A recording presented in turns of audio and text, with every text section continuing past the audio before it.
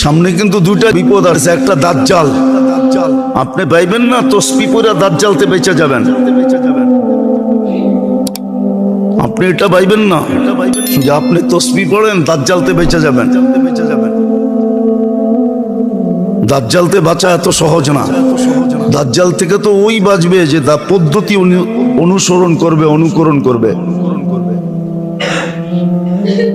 দাজ্জাল থেকে বাঁচার যে পদ্ধতি, ওই পদ্ধতি শতকরা একজন কেন, হাজারে একজন কেন, লাখে একজন করে কিনা সন্দেহ আছে।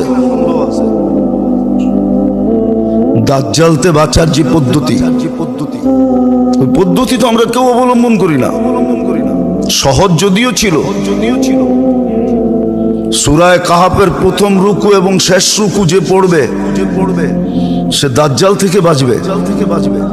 কিন্তু কোরআনই তো পড়তে জানে না 99 জন। 99 জন বললেও ভুল হবে না। প্রথম রুকু থেকে পড়বে। আপনি ভাবছেন আপনার তফসির টিপা আপনাকে দাজ্জাল থেকে বাঁচিয়ে দিবে? এত সহজ। আমরা সবাই দাজ্জালের পাঞ্জার ভিতরে আছি, শুধু প্রকাশ পায় নাই।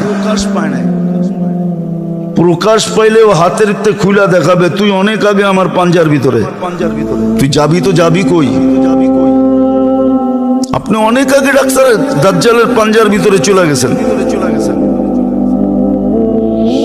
আজকে যে প্রযুক্তি আর ইন্টারনেট আর প্রযুক্তি যেটি চলতেছে, যেটি আমরা দৈনন্দিন ব্যবহার করি, ডিশ আর ফিশ, টেলিভিশন আর এটা সেটা, এগুলো সব দাজ্জালের পাঞ্জা। আপনি ওর পাঞ্জার ভিতরে আছেন। আপনি ভাবছেন টপসি টিপা বেঁচে যাবেন? রাগ হয় না, বুঝানোর জন্য বলতেছি। এখন বললে কারো দিলে লেগে যাবে। অনেকবার বলছি মসজিদে, কিন্তু করণীয় কিচ্ছু নাই। এতটুক পর্যন্ত শিখে না।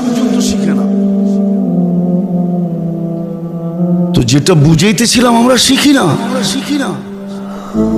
আমাদের এক এক দল এক এক ভাবনায় আছে যে আমি বেঁচে যাবো, আমি বেঁচে যাবো। এত সহজ। দুনিয়ায় কোনো নবী আসে নাই যেই নবী উম্মতকে দাজ্জালের ব্যাপারে সতর্ক না করছেন। আর আমাদের নবীজি তো সবচেয়ে বেশি করছেন। কারণ দাজ্জাল আমাদের ভিতরেই আসবে, আমাদের সময়ই আসবে। এত তাড়াতাড়ি বেঁচে যাবেন? সবাই ভাবতেছে ইমাম মেহেদী আলাইহিস সালাম আসলে আমি মিলা যাবো উনার সাথে। এত সহজ।